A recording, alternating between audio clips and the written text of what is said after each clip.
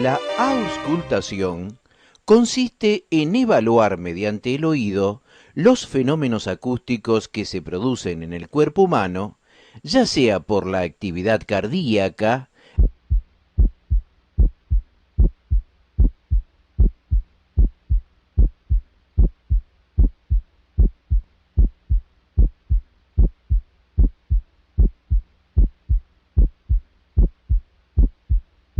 la entrada y salida de aire en los pulmones,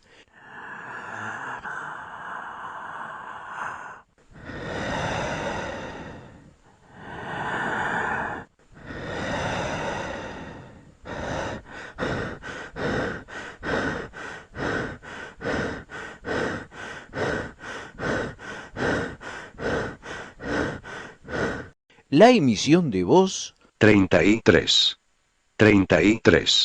o por el tránsito de su contenido en el tubo digestivo.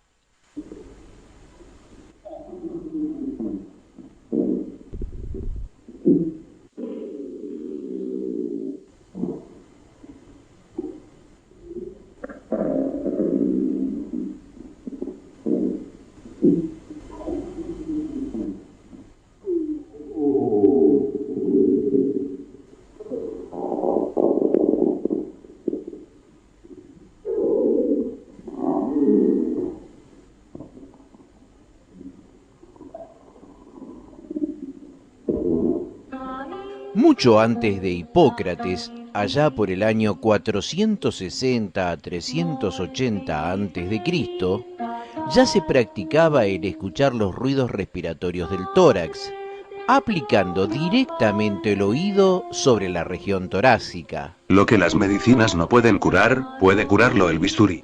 Lo que no puede curar el bisturí, puede curarlo el cauterio. Lo que el cauterio no puede curar, es incurable. De ello aparecen referencias tan remotas como en el papiro de Ebers, 1500 años antes de Cristo, y en los Vedas hindúes, 1500 a 2000 años antes de Cristo. Cuando se inventó el primer estetoscopio, cosa que ocurrió en Francia allá por los principios del siglo XIX, exactamente en el año 1816, se produjo una verdadera revolución en el diagnóstico de las enfermedades de los pulmones y del corazón. Este gran avance fue realizado por René Teófilo Jacinto Laennec, que vivió entre los años 1781 y 1826. Un gran clínico, adversario académico de grandes cirujanos de la época, como el mismísimo Dupuytren. Laennec era especialmente crítico de la escasa posibilidad de escuchar los sonidos torácicos en las personas muy obesas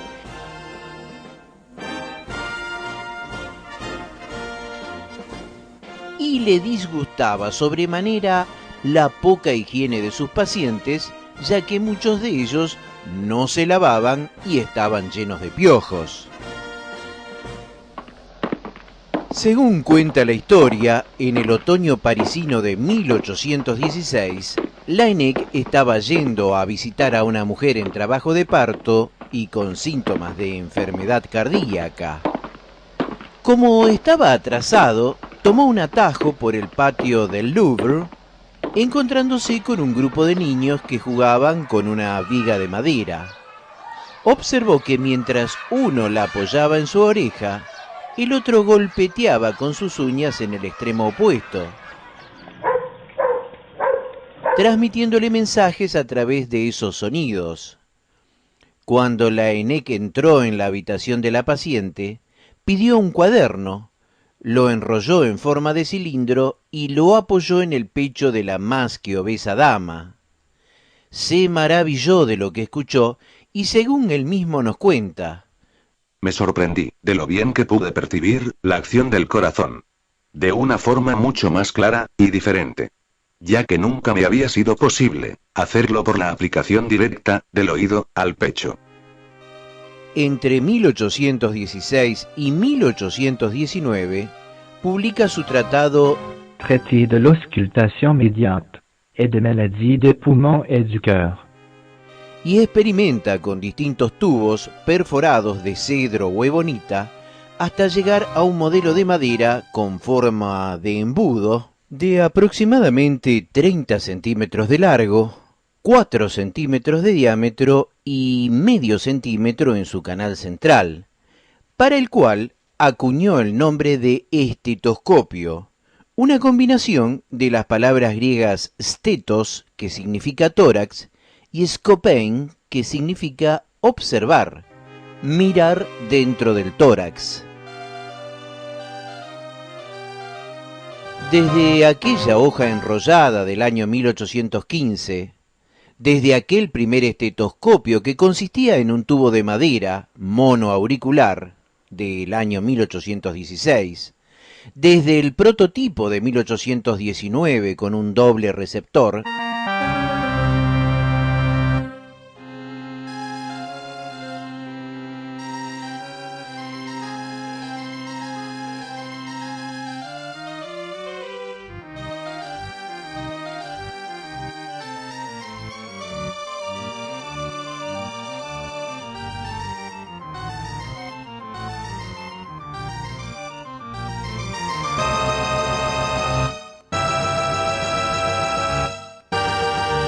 se fue pasando por el biauricular flexible de Williams de 1829, el biauricular de Arthur Learet de 1851, el biauricular flexible de George Cammond de 1855, con tubos de caucho vulcanizado y producido en serie. Luego se creó la campana cerrada de Bianchi de 1894, la aparición del receptor abierto pequeño y del receptor grande cerrado, el diseño actual de Rappaport hacia 1940 y la mejora de 1960 de Littman, un profesor de Harvard, creador del estetoscopio más liviano. Finalmente se llegó a los actuales estetoscopios electrónicos provistos de sistemas de computación que posibilitan una alta calidad y amplificación del sonido, minimizando las interferencias, permitiendo analizar visualmente los sonidos, transmitirlos a distancia y almacenarlos en la historia clínica electrónica.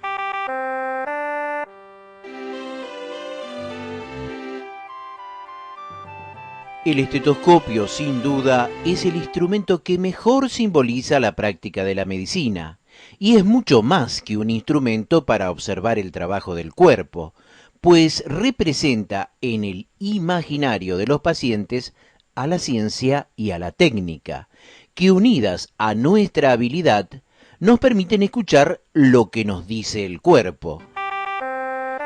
El estetoscopio se compone por un lado de una campana que se posa sobre el paciente, de un sistema de tubuladuras para la transmisión del sonido hacia los auriculares, los cuales están ubicados en el otro extremo.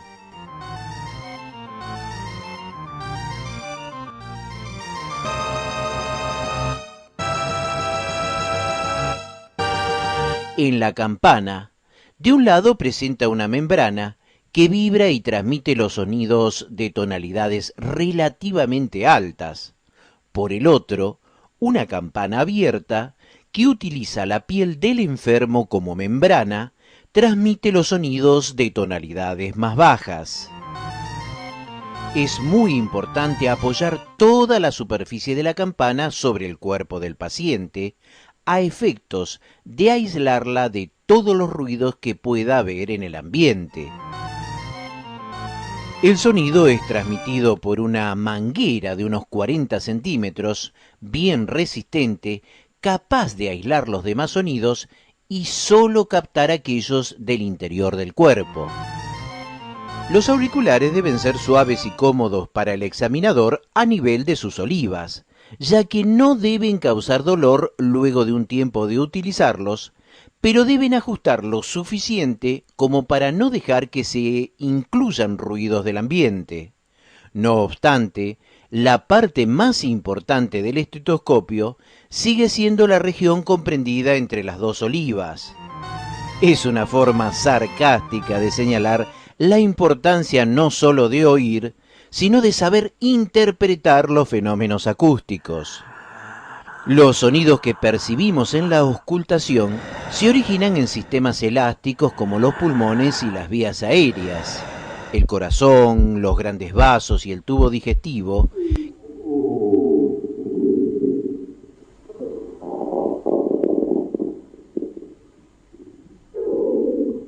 que han sido movilizados por fuerzas y que propagan ese fenómeno acústico gracias a un medio transmisor.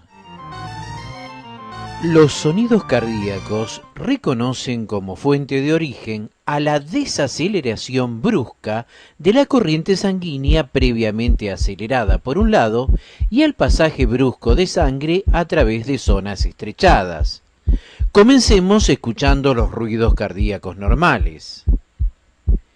El primer ruido se caracteriza por ser de tono bajo, timbre suave y de duración algo más prolongada que el segundo.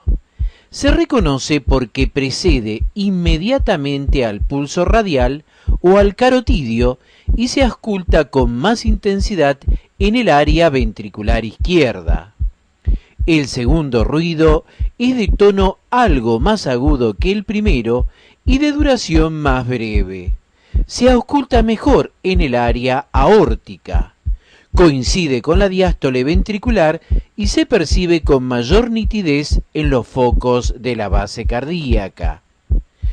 Entre el primer ruido y el segundo se extiende el pequeño silencio, que corresponde a la sístole ventricular. Y entre el segundo ruido y el primero, encontramos al gran silencio, que corresponde a la diástole ventricular.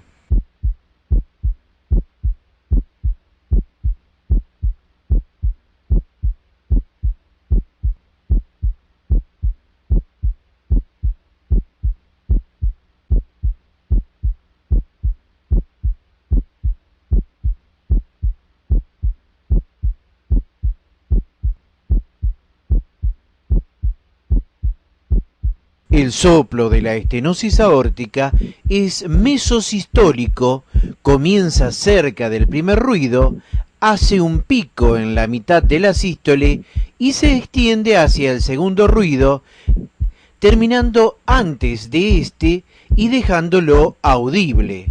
Se conoce como soplo eyectivo.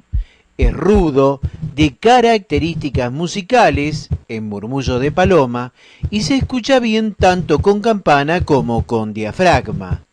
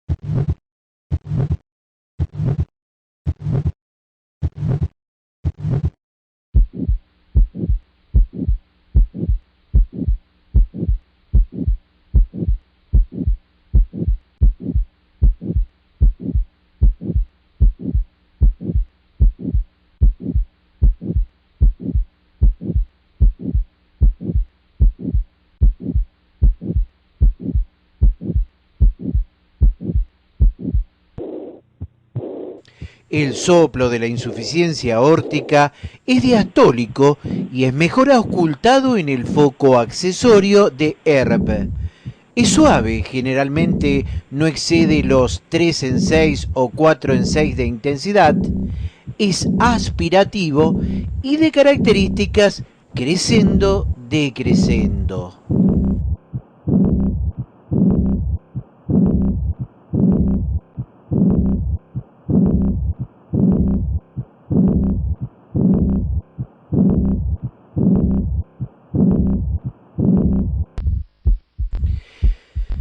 En la estenosis mitral encontramos un soplo protodiastólico con las características de un retumbo con refuerzo presistólico por la contracción auricular. Es de escasa intensidad y aumenta al colocar al paciente en el decúbito lateral izquierdo.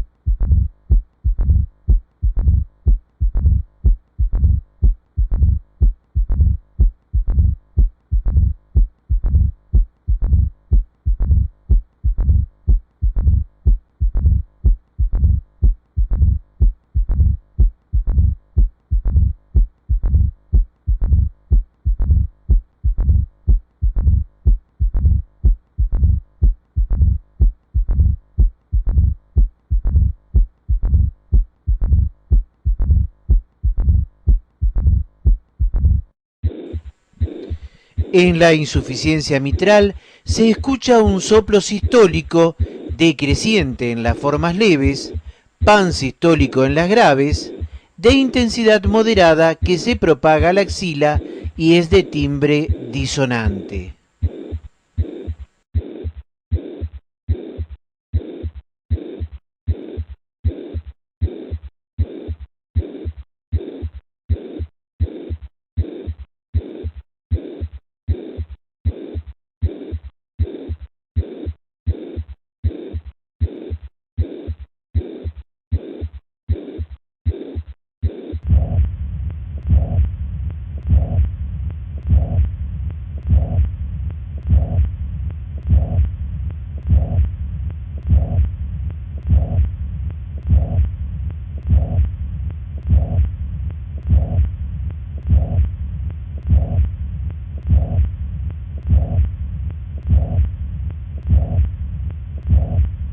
La auscultación básica se hace en 4 áreas fundamentales y utilizando el estetoscopio del lado del diafragma para los ruidos más agudos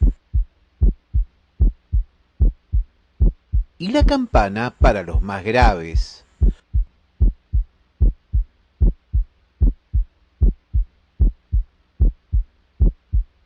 Foco aórtico,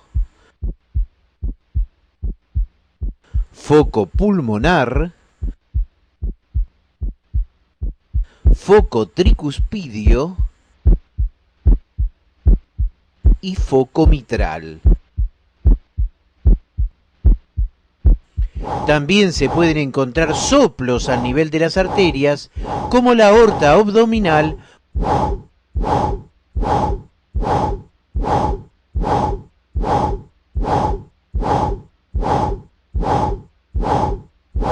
o en las fístulas arteriovenosas, que se caracterizan por ser continuos con refuerzo sistólico.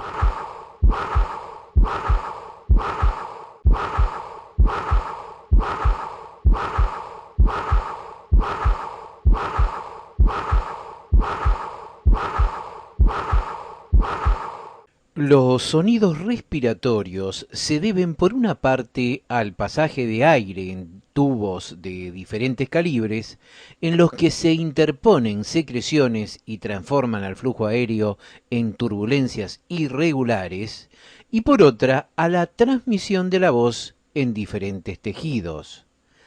Dentro de los ruidos respiratorios pueden ocultarse los siguientes: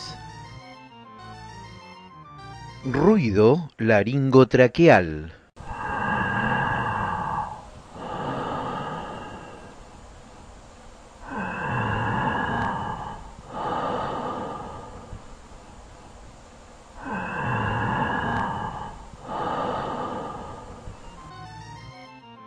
auscultación del murmullo vesicular,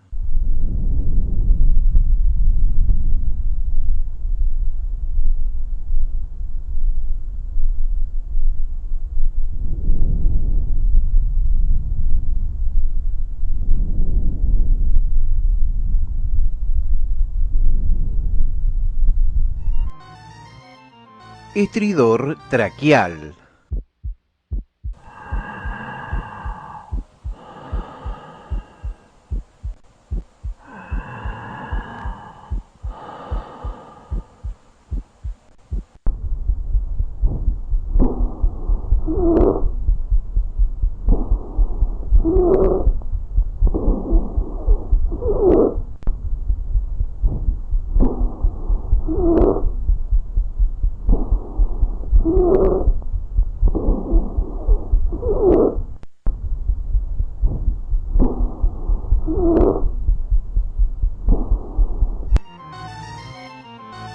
roncus,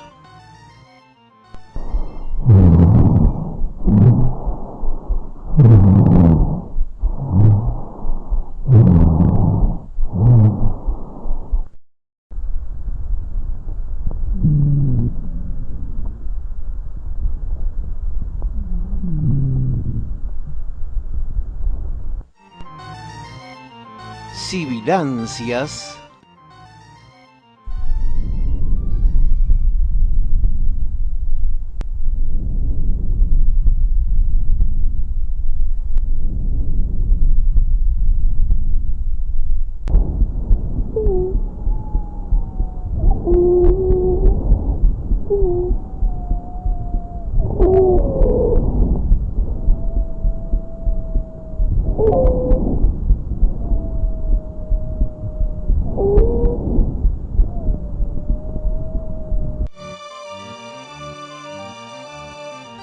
estertores de burbuja,